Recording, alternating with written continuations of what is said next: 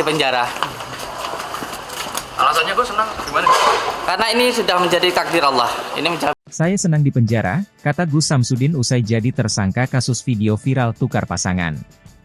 Gus Samsudin, tersangka kasus video viral tukar pasangan, mengaku ikhlas atas hukum yang menimpanya.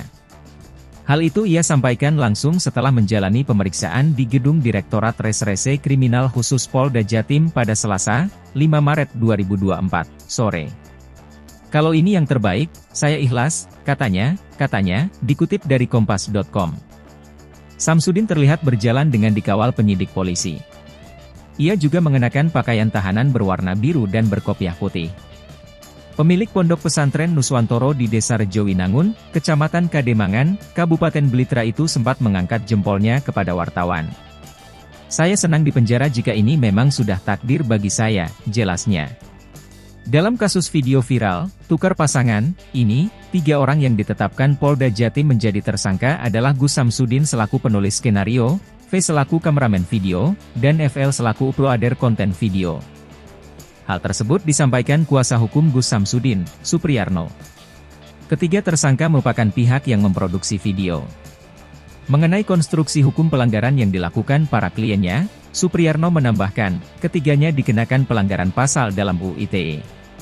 Supriyarno mengaku, merasa keberatan dengan penetapan status hukum yang disematkan pada para kliennya. Karena, sejak awal video tersebut dibuat, tim produksi Gus Samsudin CS telah memberikan pemberitahuan awal, disclaimer, atas konten video tersebut yang bersifat fiksi.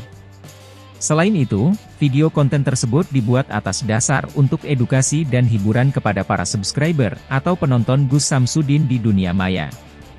Namun, Supriyarno tak menampik bahwa permasalahan akhirnya muncul saat video utuh dari konten video Gus Samsudin tersebut di-download dan ditransmisikan ulang dengan mengedit atau memotong sebagian.